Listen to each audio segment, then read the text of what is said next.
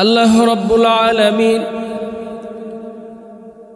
গোটা 30 পারা নাজিল করে দুনিয়ার বুকে আল্লাহর রাসূল সাল্লাল্লাহু আলাইহি ওয়াসাল্লামের উপর আমাদের নবী বিশ্ব নবী হযরতে মুহাম্মদুর রাসূলুল্লাহ সাল্লাল্লাহু আলাইহি ওয়াসাল্লাম সমস্ত নবীদের সর্দার, যাকে আমরা চিনি নাই, কিন্তু আল্লাহর রাসূল সাল্লাল্লাহু আলাইহি ওয়াসাল্লাম এমন একজন নবী, শুধুমাত্র মানুষ হয়ে উম্মতে মুহাম্মদী হয়ে আমরা ভুলে গিয়েছি।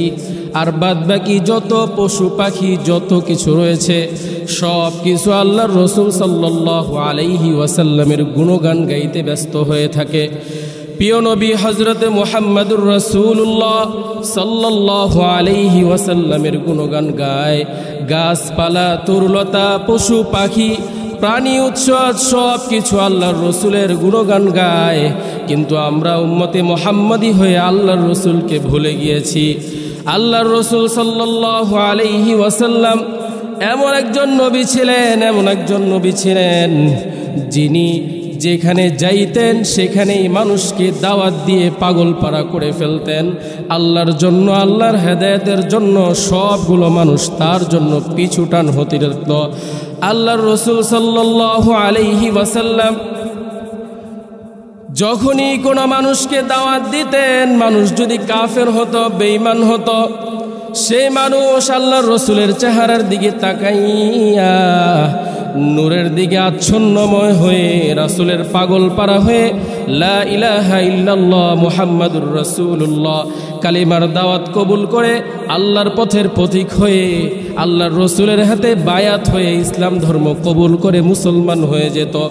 আল্লাহর রাসূল সাল্লাল্লাহু আলাইহি ওয়াসাল্লাম হযরতে আবু বকর সিদ্দিক রাদিয়াল্লাহু তাআলা আনহু, হযরতে ওমর রাদিয়াল্লাহু তাআলা আনহু, হযরতে ওসমান রাদিয়াল্লাহু তাআলা আন, হযরতে আলী রাদিয়াল্লাহু তাআলা আন, তারা হলেন চারজন ইসলামের প্রধান খলিফা। চারজনকে আল্লাহর রাসূল সাল্লাল্লাহু আলাইহি ওয়াসাল্লাম খুব ভালোবাসতেন। তার মধ্য থেকে হযরতে আবু বকর, হযরতে ওমরকে আরো বেশি ভালোবাসতেন। আল্লাহর রাসূল সাল্লাল্লাহু আলাইহি ওয়াসাল্লাম একবার হযরতে আয়েশা সিদ্দিকা রাদিয়াল্লাহু তাআলা আনহার কাছে গেলেন। হযরতে আয়েশা সিদ্দিকা বললেন, ইয়া রাসূলুল্লাহ, ইয়া হাবিবাল্লাহ, আপনাকে একটা কথা জিজ্ঞাসা করব ভাবতেছি, যদি আপনি কিছু না মনে করেন তাহলে আজকে এই কথাগুলো জিজ্ঞাসা করব। আল্লাহর রাসূল সাল্লাল্লাহু আলাইহি ওয়াসাল্লাম বললেন, এ আমার আয়েশা, বলো, সুন্দর করে বলো, কোনো সমস্যা নেই, মনে কষ্ট নিব না। আল্লাহর রাসূল সাল্লাল্লাহু আলাইহি ওয়াসাল্লামের অনুমতিক্রমে হযরত আয়েশা সিদ্দিকা রাদিয়াল্লাহু তাআলা আনহা হযরত আবু বকর সম্পর্কে জিজ্ঞাসা করলেন, ইয়া রাসূলুল্লাহ, আমার আব্বা জানতো আপনার সাথেই সর্বদা ঘোরাফেরা করে, আপনার সাথেই তো উঠা বসা করে, সব কিছু করে, আমল আখলাক করে, আচার ব্যবহার করে, সুতরাং আমার বাবা আখিরাতের পথে কতটুক এগিয়ে গিয়েছে তা আমাকে জানান। আল্লাহর রাসূল বিশ্বনবী হযরতে মুহাম্মদুর রাসূলুল্লাহ সাল্লাল্লাহু আলাইহি ওয়াসাল্লাম বলেন, শোনো আয়েশা, তোমার বাবা কথা বাদ দাও। হযরত ওমর রাদিয়াল্লাহু তাআলা আনহা, হযরত ওমর রাদিয়াল্লাহু তাআলা আনহু, যিনি তার আমলনামা হলো পৃথিবীর মধ্যে আকাশের দিকে তাকায়া তুমি যেই সমস্ত তারকারাজিগুলো দেখো, সেই তারকার চেয়েও বেশি ওমরের আমলনামায় নেকি রয়েছে। হযরত আয়েশা সিদ্দিকা রাদিয়াল্লাহু তাআলা আনহা আওয়াজ করে বলে, ইয়া রাসূলুল্লাহ, ইয়া হাবিবাল্লাহ, আমি তো হযরত আবু বকর সিদ্দিক, আমার আব্বাজানের কথা জিজ্ঞাসা করেছি, আপনি ওমরের কথা কেন বলতেছেন? আমি আমার আব্বার কথা জিজ্ঞাসা করি, আমার আব্বা আখিরাতের পথে কতটুক এগিয়ে আছে, তার আমলনামায় কতটুক সওয়াব রয়েছে, এইগুলো আমি আপনাকে প্রশ্ন করলাম। আমি আমার বাবা সম্পর্কে জানতে চাই, ওমর সম্পর্কে না। হযরতে মুহাম্মদুর রাসূলুল্লাহ সাল্লাল্লাহু আলাইহি ওয়াসাল্লাম বললেন, ওমর তো পুরা পৃথিবীর সব তারকারও যে এক হয় তাহলে ওমরের আমলনামা বেশি হবে। কিন্তু হযরত আবু বকর জীবন দশায় এমন দুইটা আমল করেছে, এমন দুইটা কাজ করেছে, দুই কাজগুলো আমার পুরা উম্মতে মুহাম্মদীকে এক করলে একদিকে সব উম্মতের আমলনামা চলে যাবে, এক পাল্লায় যদি আবু বকরেরটা রাখা হয় তাহলে আবু বকরের আমলনামা ভারী হয়ে যাবে। হযরতে মুহাম্মাদুর রাসূলুল্লাহ সাল্লাল্লাহু আলাইহি ওয়াসাল্লামের এই কথা শুনে হযরত আয়েশা সিদ্দিকা রাদিয়াল্লাহু তাআলা আনহা বলতে লাগলেন, ইয়া রাসূলুল্লাহ, ইয়া হাবিবাল্লাহ, আমার বাবা সম্পর্কে যেই দুইটা কাহিনী রয়েছে, যেই দুইটা অলৌকিক ঘটনা রয়েছে, সেই অলৌকিক ঘটনাগুলো আমাকে শোনান। আমি আজকে শুনতে চাই, আমি আজকে মন প্রাণ দিল উজাড় করে শুনতে চাই, ঘটনাগুলো আমাকে শোনান। রাসূল সাল্লাল্লাহু আলাইহি ওয়াসাল্লাম বলা শুরু করলেন, আর দুই ফোঁট দুই চোখের পানি টলবল করে পড়তে লাগলো। হযরত আয়েশার সামনে বর্ণনা করতে লাগলেন, ইয়া আয়েশা, তুমি শুনো, তোমার আব্বা জান আমার সাথে এমন এমন কাজ করেছে, যেই কাজগুলো আমার কাছেও পছন্দনীয় হয়েছে আর আমার আল্লাহর কাছে খুবই অত্যন্ত পছন্দনীয় হয়েছে। এই ঘটনাগুলো যখনই হয় তখনই আল্লাহর কাছে উম্মতে মুহাম্মদীর মধ্য থেকে হযরত আবু বকর সবচেয়ে বেশি প্রিয় হয়ে যায়। হযরত আম্মা জান আয়েশা সিদ্দিকা রাদিয়াল্লাহু তাআলা আনহা বলতে লাগলেন, ইয়া রাসূলুল্লাহ, আমার সময়ের অপেক্ষা আর ভালো লাগতেছে না, তাড়াতাড়ি আমাকে শোনান আমার আব্বাজান সম্পর্কে। রাসূল সাল্লাল্লাহু আলাইহি ওয়াসাল্লাম বলতে লাগলেন, যখন মক্কার কাফের বেঈমান মুশরিকেরা আমার ঘরকে ঘেরাও করে, চারদিক থেকে ঘেরাও করে আমাকে হত্যা করার জন্য পায়তারা চেষ্টা করতে লাগলো, আমি ঘরের মধ্যে শুধুমাত্র আল্লাহর নাম নিতেছি, কারণ আমি জানি মনে হয় আজকে হয়তো ঘর থেকে বের হতে পারবো না। আর তারা এই প্রতিজ্ঞা করে বের হয়েছে ঘর থেকে, কাফের বেঈমান মুশরিকেরা, যে আমাকে হত্যা করে এরপরে তারা বাসায় ফিরবে। রাসূল সাল্লাল্লাহু আলাইহি ওয়াসাল্লাম আয়েশা সিদ্দিকা রাদিয়াল্লাহু তাআলা আনহার কাছে বর্ণনা করেন, আর দুই ফোঁটা চোখের পানি টলমল করে পড়তেছে। রাসূল সাল্লাল্লাহু আলাইহি ওয়াসাল্লাম বলেন, ও আয়েশা, শোনো, সেই দিন রাতের ঘটনা। সবাই চেষ্টা করতেছে আমি কখন বের হব, ফজরের আজান একটু পরে হয়ে যাবে, বেলাল আজান দিবে মসজিদের মাইকে। এমন সময় তারা তরবারি, ছুরি, দা, কুড়াল নিয়ে দাঁড়িয়ে আছে, আমাকে জবাই করবে, হত্যা করবে। আমি আল্লাহর কাছে বলতেছি, আল্লাহ আমাকে হেফাজত করো, আমাকে হেফাজত করো। তখনই আল্লাহ বলেন, এ নবী, আপনি শুনে নেন, আপনার সকল জিম্মাদারি আমার, আপনার কোনো পেরেশানি হওয়ার দরকার নাই। এর আগ মুহূর্তে হযরত আবু বকর সিদ্দিক রাদিয়াল্লাহু তাআলা আনহুকে 6 মাস পূর্বেই আমাদের রাসূল বিশ্ব নবী হযরতে মুহাম্মাদুর রাসূলুল্লাহ সাল্লাল্লাহু আলাইহি ওয়াসাল্লাম জানিয়ে দেয়, ও আবু বকর, আল্লাহর আদেশ করেছে, সুতরাং মক্কা ছেড়ে মদিনায় হিজরত করা লাগবে। আর আমার হিজরতের প্রথম সঙ্গী হলো তুমি। সুতরাং তুমি রেডি থেকো, প্রস্তুত থেকো, যে কোনো মুহূর্তে আল্লাহর পক্ষ থেকে ডাক আসলে তোমাকে নিয়ে মক্কা থেকে মদিনায় চলে যাব।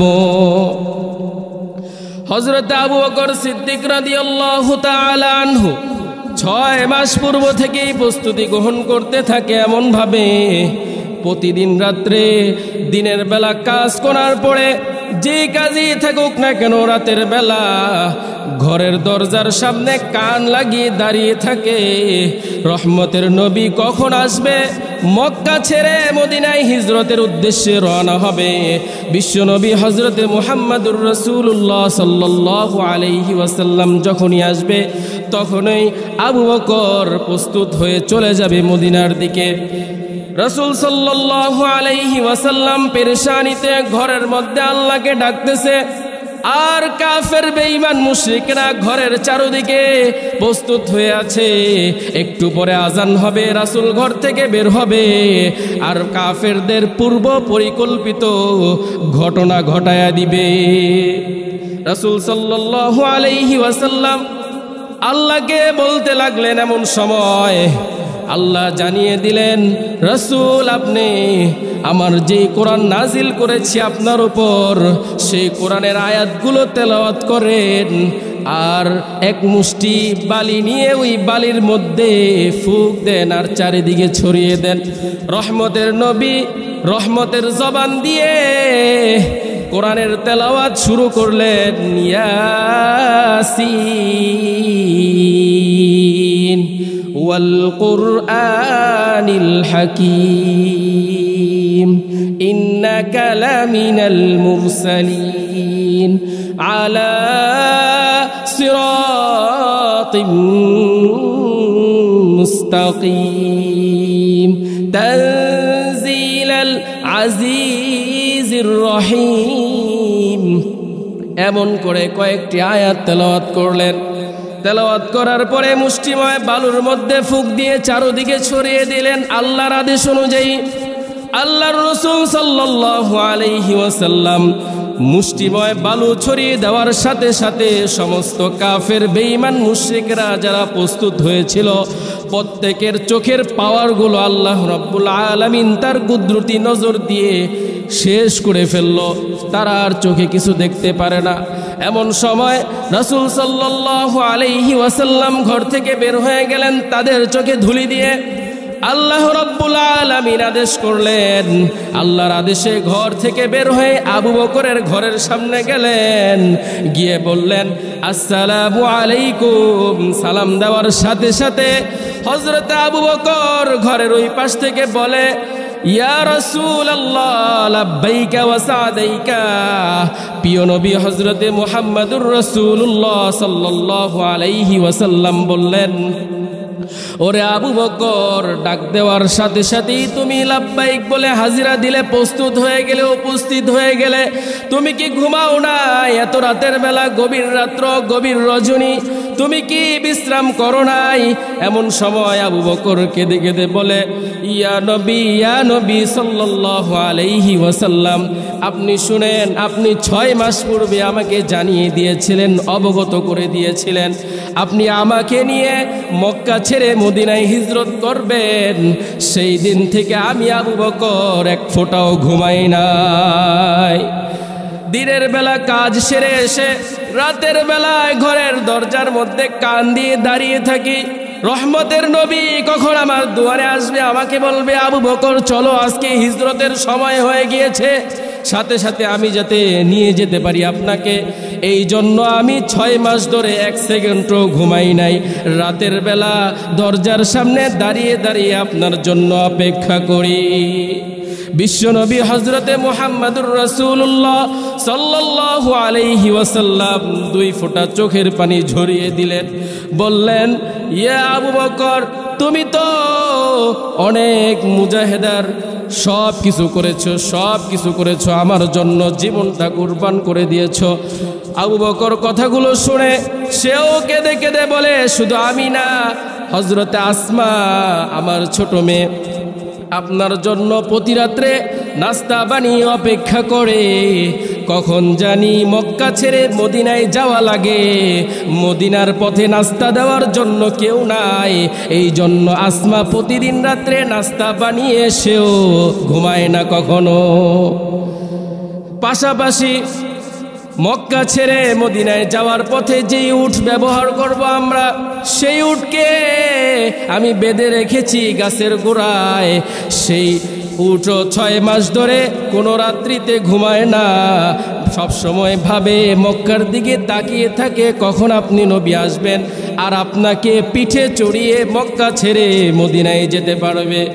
বিশ্বনবী হযরতে মুহাম্মদুর রাসূলুল্লাহ সাল্লাল্লাহু আলাইহি ওয়াসাল্লাম এই কষ্টের কথাগুলো শুনে চোখ দিয়ে টলবল করে পানি পড়ে আর বলে, আবু বকর, কাল কিয়ামতের ময়দানে এর পরিপূর্ণ সওয়াব, এর পরিপূর্ণ প্রতিদান আল্লাহ তোমাদেরকে দান করিবে।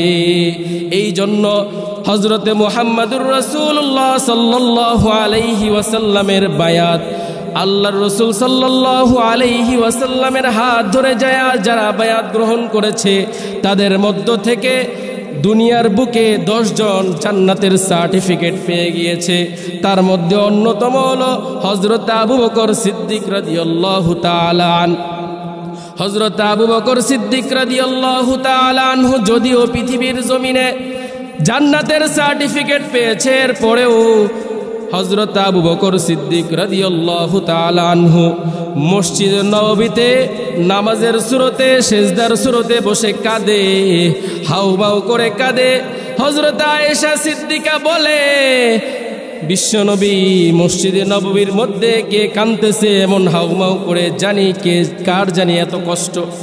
বিশ্বনবী হযরতে মুহাম্মদুর রাসূলুল্লাহ সাল্লাল্লাহু আলাইহি ওয়াসাল্লাম মসজিদে গিয়ে দেখে হযরত আবু বকর কাঁদতেছে। কান্নাকাটির পরে যখন হযরতে মুহাম্মদুর রাসূলুল্লাহ সাল্লাল্লাহু আলাইহি ওয়াসাল্লাম দাঁড়িয়ে থাকেন তার পাশে গিয়ে বিশ্বনবী প্রশ্ন করলেন, আবু বকর, তুমি এত কাঁদো কেন, এত কাঁদো কেন? যেই কাদা পুরা মক্কাবাসী, মদিনাবাসী সব কিছু শুনে ফেলতেছে। হযরত আবু বকর রাসূলের সামনে কেঁদে কেঁদে বলে, হযরতে মুহাম্মদুর রাসূলুল্লাহ সাল্লাল্লাহু আলাইহি ওয়াসাল্লামকে, ও আমার নবী, আমি কাঁদি একটি কষ্টে। আমি তো জান্নাতের সার্টিফিকেট পেয়েছি, কিন্তু কোনো কাজের কারণে, আমার কোনো গুনাহের কারণে আল্লাহ যদি আমার উপর নারাজ হয়ে জান্নাতের সার্টিফিকেট ক্যান্সেল করে দেয় তাহলে আমার কি উপায় হবে? এই জন্য আবু বকর কাঁদে। আর আমরা মুসলমান হয়ে, শেষ নবীর উম্মত হয়ে শেষ পর্যায়ে আমরা আল্লাহকে ভুলে, নবীকে ভুলে সব পাপাচার কাজে লিপ্ত হয়ে থাকি। আল্লাহর রাসূল সাল্লাল্লাহু আলাইহি ওয়াসাল্লাম মক্কা ছেড়ে মদিনার উদ্দেশ্যে আবু বকরকে নিয়ে রওনা করলেন। পথের মধ্যে শুধুমাত্র পাথর আর বালি, পাথর আর বালির রাস্তার মধ্যে হাঁটাটা খুবই কষ্টকর। এমন সময় হযরতে মুহাম্মদুর রাসূলুল্লাহ সাল্লাল্লাহু আলাইহি ওয়াসাল্লাম এক পাথরের সাথে উষ্টা খেয়ে একটি আঙ্গুল ক্ষত বিক্ষত হয়ে যায়, রক্ত রঞ্জিত হয়ে যায়। বিশ্বনবী হযরতে মুহাম্মদুর রাসূলুল্লাহ সাল্লাল্লাহু আলাইহি ওয়াসাল্লাম অসুস্থ হয়ে পড়লেন। আবু বকর বললেন, ও আমার প্রাণের নবী, আপনি যদি চান আপনি আমার কাঁধে উঠেন, আপনাকে আমি কাঁধে করে সওয়ার হয়ে নিয়ে যাব। বিশ্বনবী বললেন, না না, তোমাকে আর কষ্ট দিতে চাই না। তুমি 6 মাস ধরে না ঘুমিয়ে তুমি অসুস্থ হয়ে পড়ে গিয়েছো, সুতরাং আমি যদি তোমার পিঠে উঠি তাহলে তুমি আরো অসুস্থ হয়ে পড়বে। এই জন্য বিশ্বনবী হযরতে মুহাম্মদুর রাসূলুল্লাহ সাল্লাল্লাহু আলাইহি ওয়াসাল্লাম আবু বকরের কাঁধে উঠলেন না, পিঠে উঠলেন না। এমন সময় হযরতে মুহাম্মদুর রাসূলুল্লাহ সাল্লাল্লাহু আলাইহি ওয়াসাল্লামকে পিঠে উঠানোর জন্য আবু বকর পাগল পারা হয়ে গেলেন। আবু বকর বললেন, ও আমার নবী, আপনি যদি কাঁধে না ওঠেন হাঁটতে পারবেন না, আমরা পিছে পড়ে যাব। এমন সময় কাফের বেঈমান মুশরিকেরা চারদিকে যারা প্রস্তুত হয়েছিল বিশ্বনবীকে হত্যা করবে, বিশ্বনবীকে আজকে খতম করে দিবে দুনিয়া থেকে। এমন সময় সবগুলো কাফের ঘরে ঢুকলো। ঘরে ঢুকে দেখে মুহাম্মদ নাই। একে অপরকে কানের মধ্যে বলতে লাগলেন, যাকে হত্যা করতে এসেছি সেও তো ঘরের মধ্যে নাই। হযরতে মুহাম্মদুর রাসূলুল্লাহ সাল্লাল্লাহু আলাইহি ওয়াসাল্লামকে না পেয়ে কাফের বেঈমান মুশরিকেরা মদিনার পথে সবাই হাঁটা ধরলেন। বললেন, মদিনার পথে যদি হাঁটি অবশ্যই মুহাম্মদকে পেয়ে যাব, সেখানে হত্যা করে ফেলব। নাউযুবিল্লাহ। হযরতে মুহাম্মদুর রাসূলুল্লাহ সাল্লাল্লাহু আলাইহি ওয়াসাল্লামকে ঘরে না পেয়ে সবগুলো কাফের বেঈমান চারিদিকে ঘেরাও করে অন্য অন্য রাস্তার মধ্যে বের হতে লাগলেন, যাতে বিশ্বনবীকে হত্যা করা যায়, বিশ্বনবীকে আজকে দুনিয়া থেকে খতম করা যায়। ঢোলের মধ্যে বাজনা বাজিয়ে দিলেন।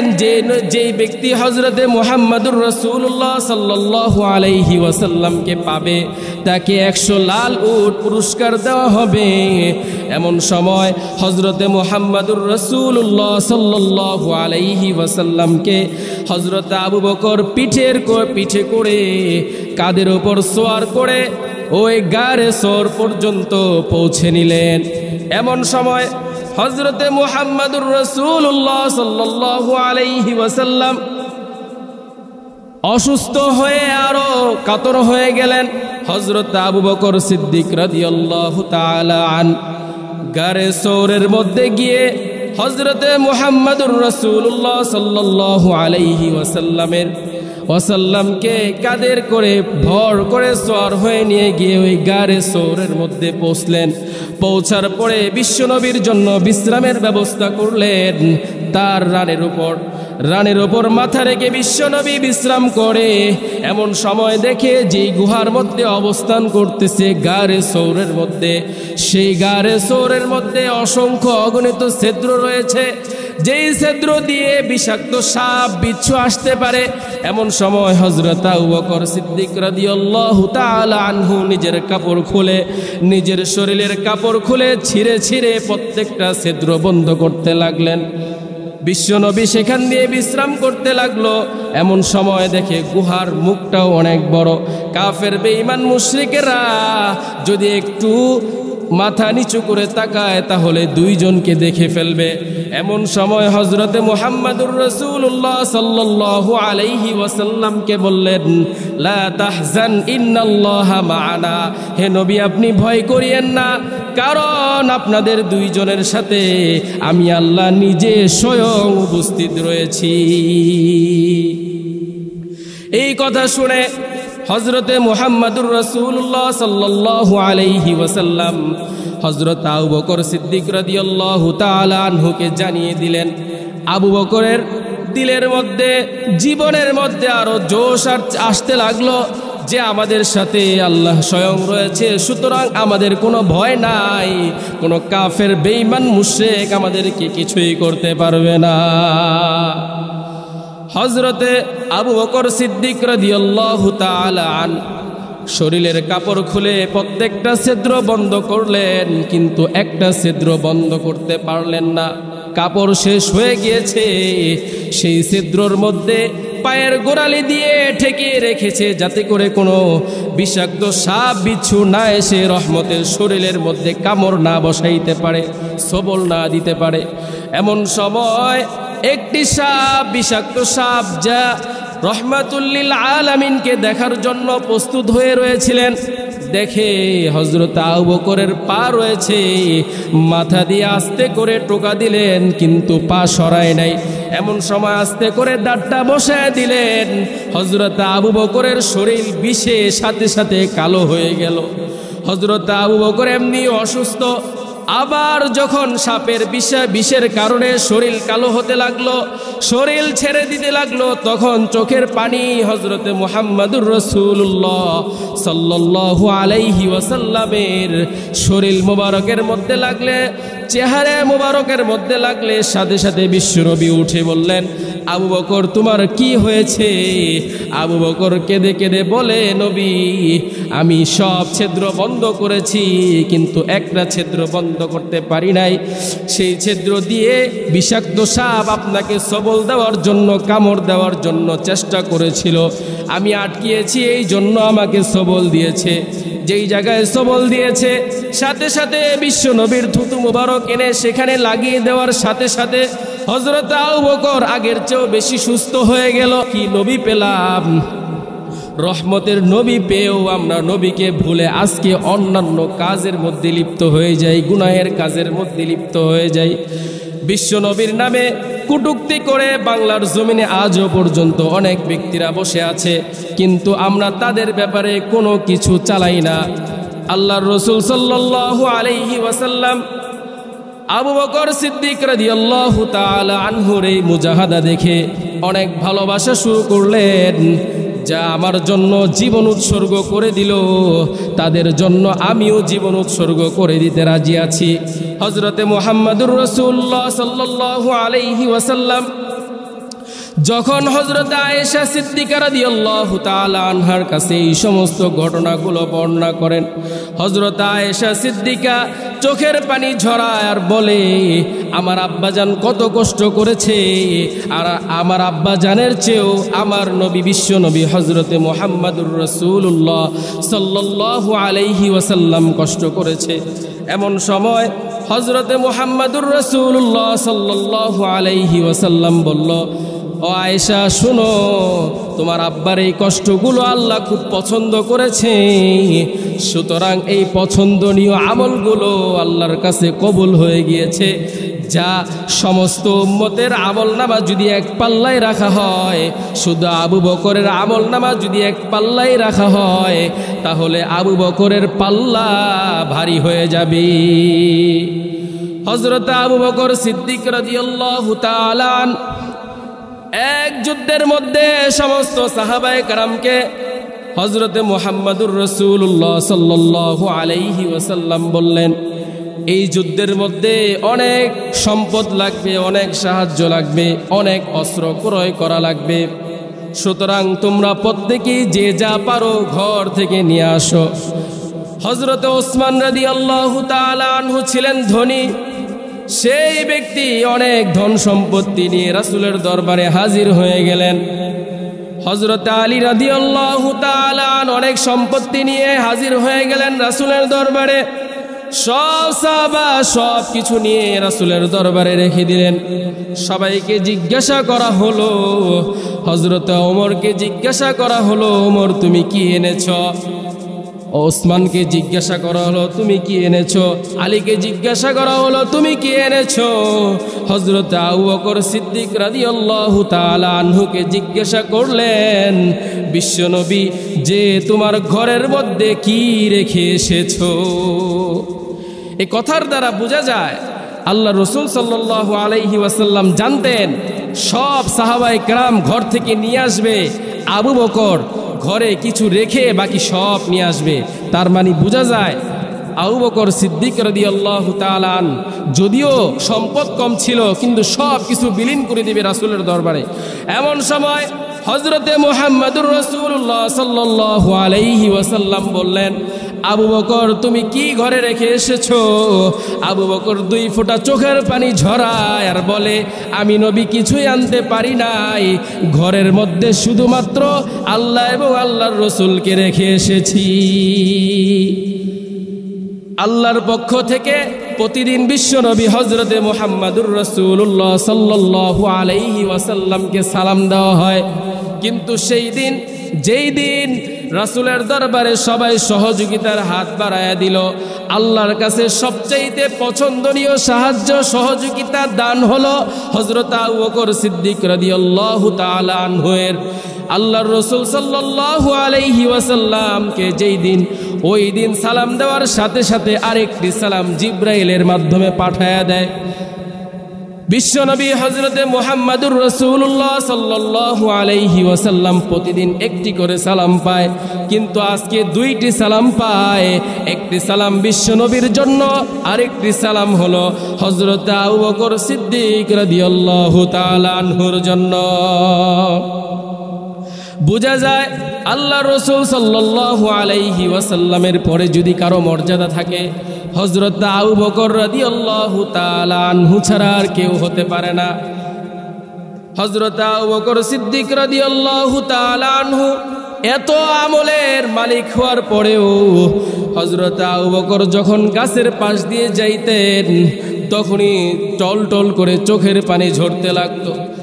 আল্লাহর নবী বিশ্বনবী হযরতে মুহাম্মদুর রাসূলুল্লাহ সাল্লাল্লাহু আলাইহি ওয়াসাল্লাম বললেন, এ আবু বকর তুমি এত কেন কাঁদো? বলে, আমি আবু বকর যদিও জান্নাতের সার্টিফিকেট পেয়ে গিয়েছি, কিন্তু হতে পারে আল্লাহ কোনো কাজের কারণে আমার উপর নারাজ হয়ে যেতে পারে, হতে পারে আমার সব আমল বরবাদ হয়ে যেতে পারে। এই জন্য আমি আবু বকর সর্বদাই কাঁদতে থাকি আল্লাহর দরবারে। এই জন্য আমি যখন এই গাছের সামনে দিয়ে যাই তখনই গাছকে দেখে আমি কাঁদি। যদি গাছের পাতা হয়ে যেতাম তাহলে যখন পেকে যেতাম তখন বাতাসের সাথে পড়ে যেতাম, আমাকে আল্লাহর কাঠগড়ায় দাঁড়াইতে হইতো না। আমি যদি প্রাণী হয়ে যেতাম তাহলে কাল কিয়ামতের ময়দানে আমার কোনো কাঠগড়ায় দাঁড়াইতে হইতো না। সুতরাং আমি তো মানুষ হয়ে জন্মেছি, আল্লাহ আমাকে মানুষ বানিয়েছে, সুতরাং আমার কোন গুনাহের কারণে আল্লাহ জানি নারাজ হয়ে যায়। এই জন্য আমি আবু বকর সর্বদাই কাঁদতে থাকি। হযরতে মুহাম্মদুর রাসূলুল্লাহ সাল্লাল্লাহু আলাইহি ওয়াসাল্লামের কথাগুলো শুনে হযরত আয়েশা সিদ্দিকা রাদিয়াল্লাহু তাআলা আনহা বললেন, ইয়া রাসূলুল্লাহ, ইয়া হাবিবাল্লাহ, আমার আব্বাজান আপনার মনে যদি কষ্ট দিয়ে থাকে তাহলে আপনি মাফ করে দিবেন। বিশ্বনবী বললেন, আবু বকর আমার কাছে এমন কোনো আচরণ করে নাই যাতে আমি কষ্ট পাই।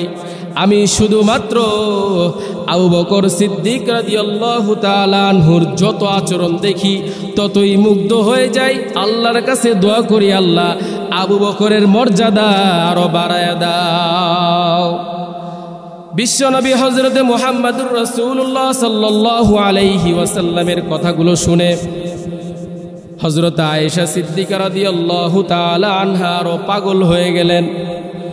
হযরতে মুহাম্মদুর রাসূলুল্লাহ সাল্লাল্লাহু আলাইহি ওয়াসাল্লাম বললেন, ও আয়েশা, তোমার আব্বাজান হলো, আমি যখন ইন্তেকাল করব আমার ডান পাশে আবু বকর শুবে, সুতরাং আবু বকরের জায়গাটা দুনিয়ার জমিনে আমি সিলেক্ট করে দিয়ে গেলাম। সুতরাং তোমার আব্বাজানকে নিয়ে কোনো পেরেশানি হওয়ার দরকার নাই। সুতরাং তোমার আব্বাজান সম্পর্কে ভালো ধারণা রাখো, ইনশাআল্লাহ আল্লাহ রাব্বুল আলামিন তাকে জান্নাতবাসী করবে। আল্লাহর রাসূল সাল্লাল্লাহু আলাইহি ওয়াসাল্লাম যখনই আয়েশা সিদ্দিকা রাদিয়াল্লাহু তাআলা আনহার সাথে বিবাহ বন্ধনে আবদ্ধ হন, হযরত আয়েশা সিদ্দিকা রাদিয়াল্লাহু তাআলা আনহা মাত্র 6 বছরের শিশু ছিলেন, 6 বছরের একটি মেয়ে। এরপরে যখন ঘরে সংসার করতে লাগলেন, মাত্র 9 বছর বয়সে রাসূলের সংসারে আসলেন। আবার যখন বিশ্বনবী রাহমাতুল লিল আলামিন দুনিয়া ছেড়ে চলে যায়, আম্মা জান আয়েশা সিদ্দিকা রাদিয়াল্লাহু তাআলা আনহার মাত্র বয়স 18। এর দ্বারা বোঝা যায় আম্মা জান আয়েশা সিদ্দিকা রাদিয়াল্লাহু তাআলা আনহা মাত্র রাসূলের সংসার করেছে মাত্র 9 বছর। আম্মা জান আয়েশা সিদ্দিকার বর্ণনা হলো, আমি যদিও 9 বছর খুব কম সময় সংসার করেছি, রাসূলের ঘরে ছিলাম, কিন্তু রহমতের নবী এমন রহমত, আমার এত বরকত হয়েছে 9 বছরে। আমি 9 বছরে প্রায় 2000-এর অধিক হাদিসের হাফেজা হয়ে গিয়েছি। সুতরাং আমার কাছে বিশ্বনবী ইন্তেকালের পরপর যেই সমস্ত সাহাবায়ে কেরাম কোনো মাসলার মধ্যে আটকে যেতেন, কোনো মাসলা নিয়ে মতনৈক্য হতো, ইখতিলাফ হতো, তখনই আমার দরবারে চলে আসতো, বলতো, আম্মা জান আপনি এই মাসলাগুলো হল করে দেন, মাসলাগুলো সঠিক করে দেন। আম্মা জান আয়েশা সিদ্দিকা রাদিয়াল্লাহু তাআলা আনহা সাথে সাথে মাসলাগুলো ঠিক করে দিতেন। আর আম্মা জান আয়েশা সিদ্দিকা রাদিয়াল্লাহু তাআলা আনহা যেই মাসলাগুলো ঠিক করে দিতেন, সেই সমস্ত মাসলাগুলোর মধ্যে আজও পর্যন্ত কোনো ইখতিলাফ পোষণ করতে পারে নাই সাহাবায়ে কেরাম। আল্লাহর রাসূল সাল্লাল্লাহু আলাইহি ওয়াসাল্লাম এমন একজন রহমতের নবী, উহুদের ময়দানে যখনই বিশ্বনবী হযরতে মুহাম্মদুর রাসূলুল্লাহ সাল্লাল্লাহু আলাইহি ওয়াসাল্লাম কাফের বেঈমান মুশরিকেরা ঘেরাও করে বলে, একটি মিথ্যা অপবাদ রটিয়ে দিয়েছে যে বিশ্বনবী নাই, মুহাম্মদকে আমরা কতল করে ফেলেছি, দুনিয়ার বুকে আর মুহাম্মদ নাই। এমন সময় সমস্ত সাহাবায়ে কেরাম ভেঙে পড়লেন। একজনের কানের থেকে একজন শুনে ফেললেন যে বিশ্বনবী নাই। এমন সময় একজন হযরতে মুহাম্মদুর রাসূলুল্লাহ সাল্লাল্লাহু আলাইহি ওয়াসাল্লামের প্রেমিক ছিল, আশিক ছিল। সেই ব্যক্তি জমিনের মধ্যে পানি ঢালতেছেন, এমন সময় কানের মধ্যে আওয়াজ আসলো, মুহাম্মদ নাই, দুনিয়া ছেড়ে চলে গিয়েছে। কাফের বেঈমান মুশরিকেরা নবীকে কতল করে ফেলেছে। সুতরাং ওই ব্যক্তির সাথে সাথে পানির বালতি রেখে আল্লাহর দরবারে আকাশের দিকে দুই হাত উত্তোলন করে বলে, আল্লাহ আমার দুই চক্ষুগুলো নিয়ে যাও, আমার দুই চোখ নিয়ে যাও, কারণ এই দুই চোখ আমি বিশ্বনবীর জন্য নিয়ে রেখেছিলাম, যাতে করে আমি বিশ্বনবীকে এই দুই চোখ দিয়ে দেখতে পারি। বিশ্বনবী যেহেতু দুনিয়ার বুকে নাই, সুতরাং এই দুই চোখেরও কোনো প্রয়োজন নাই, এই দুই চোখ তুমি উঠিয়ে নিয়ে যাও। এমন সময় বিশ্বনবী হযরতে মুহাম্মদুর রাসূলুল্লাহ সাল্লাল্লাহু আলাইহি ওয়াসাল্লামকে সাহাবায়ে কেরামগণ ধরে আল্লাহ রসুল সাল্লাল্লাহু আলাইহি ওয়াসাল্লামকে পাথরের মধ্যে বসিয়ে দিলেন। আল্লাহ রসুল সাল্লাল্লাহু আলাইহি ওয়াসাল্লাম রক্তমাখা চেহারার মধ্যে, রক্তমাখা শরীরের মধ্যে বসে বসে বললেন, যাও যাও সাহাবার দল, দেখো তোমাদের কোন কোন সাথী ভাইরা আল্লাহর মুলাকাতের জন্য প্রস্তুত হয়ে গিয়েছে। সাথে সাথে তাড়াতাড়ি করে গোসলবিহীন তাদেরকে দাফনের ব্যবস্থা করতে থাকো। হযরতে মুহাম্মদুর রাসূলুল্লাহ সাল্লাল্লাহু আলাইহি ওয়াসাল্লামের কথা শুনে সাহাবায়ে কেরাম সাথে সাথে দৌড়িয়ে দেখতে লাগলেন কোন কোন সঙ্গী ভাই, কোন কোন সাহাবায়ে কেরাম, কোন কোন সাহাবী আল্লাহর মুলাকাতের জন্য শহীদের পেয়ালা পান করে শহীদ হয়ে গিয়েছে কাফেরদের হাতে। বিশ্বনবী হযরতে মুহাম্মদুর রাসূলুল্লাহ সাল্লাল্লাহু আলাইহি ওয়াসাল্লাম এই কথা বলার সাথে সাথে যখনই দেখে একজন মহিলা উহুদের ময়দানের দিকে দৌড়িয়ে আসতেছে, বলতে লাগলো, ওই মহিলা কি বলতে চায় শুনে আসো। সাহাবায়ে কেরাম শুনে আসলো। শুনে আসার পরে নবীর সামনে এসে বললেন, ইয়া রাসূলুল্লাহ, ইয়া হাবিবাল্লাহ, শুনেন, ওই মহিলা বলতে চায় একজন সাহাবা আছে, যে সাহাবী উহুদের যুদ্ধে অংশগ্রহণ করেছে। ওই উহুদের যুদ্ধের মধ্যে ওই সাহাবী ছিল গোসল ফরজ অবস্থায়, তাকে গোসল করিয়ে দাফন করার কথা বলতেছে। বিশ্বনবী হযরতে মুহাম্মদুর রাসূলুল্লাহ সাল্লাল্লাহু আলাইহি ওয়াসাল্লাম বললেন, ওই সাহাবীর নাম কি? বলল হযরতে হানজালা। ওই হানজালার কথা শুনে বলল, তার জন্য গোসলের ব্যবস্থা করো। সাথে সাথে আল্লাহ রাব্বুল আলামিন জিব্রাইলকে পাঠিয়ে দিল, বলল, আমার বন্ধুকে জানিয়ে দাও, আমার নবীকে জানিয়ে দাও, হানজালার গোসল দুনিয়ার বুকে করার দরকার নাই, আমি আল্লাহ ফেরেশতাদের মাধ্যমে জান্নাতি পানি দিয়ে তাকে গোসল করিয়ে দিয়েছি। বিশ্বনবী হযরতে মুহাম্মদুর রাসূলুল্লাহ সাল্লাল্লাহু আলাইহি ওয়াসাল্লামের কাছে যখনই ওহী এসে পড়ল, সাথে সাথে সাহাবায়ে কেরামকে জানিয়ে দিল। সাথে সাথে তাদেরকে সহ হানজালা সহ প্রত্যেককে দাফনের ব্যবস্থা করতে লাগলো। বিশ্বনবী হযরতে মুহাম্মদুর রাসূলুল্লাহ সাল্লাল্লাহু আলাইহি ওয়াসাল্লাম হানজালাকে যুদ্ধে যাওয়ার জন্য বলে নাই। তিনি মাত্র নতুন বিবাহ করেছিল। নতুন বিবাহর রাত্রিতে, গভীর রাত্রে যখনই শুনতে পেল কানের মধ্যে বিশ্বনবী নাই, সাথে সাথে হানজালা বলে, বিশ্বনবী যখন নাই, তাহলে আমি দুনিয়ার বুকে থেকে কি করব? উহুদের ময়দানে গিয়ে যেই সমস্ত কাফের বেঈমানরা আমার নবীকে হত্যা করেছে, কতল করেছে, সমস্ত কাফেরকে আমি শেষ করে দিব। এই জন্য নববধূর সাথে কথাবার্তা বলে, তাকে শহীদের কথা বলে, সুন্দর করে গুছিয়ে বলে, তার থেকে বিদায় নিয়ে উহুদের ময়দানে অংশগ্রহণ করে। নববধূ সুন্দর করে সাথে সাথে প্রস্তাবে রাজি হয়ে তাকে পাঠিয়ে দিলেন উহুদের ময়দানে। তাদের মুজাহাদা কেমন ছিল, কিন্তু আমরা শেষ নবীর উম্মত হয়ে আমরা এই মুজাহাদা তো দূরের কথা, আল্লাহর নবীকে, আল্লাহকে ভুলে সমস্ত পাপাচার কাজে লিপ্ত হয়ে গিয়েছি।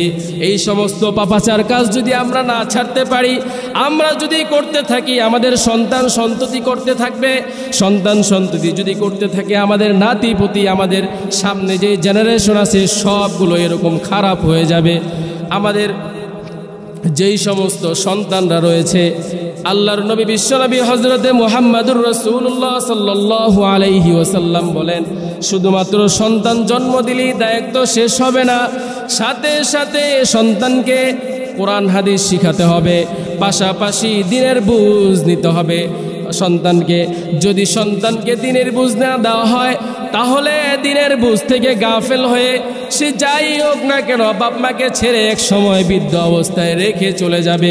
কিন্তু আল্লাহর নবী বিশ্বনবী হযরতে মুহাম্মদুর রাসূলুল্লাহ সাল্লাল্লাহু আলাইহি ওয়াসাল্লাম বললেন, সন্তান যখন ভূমিষ্ঠ হবে 7 দিনের দিন তাকে আকিকা করো, নাম রাখো সুন্দর করে।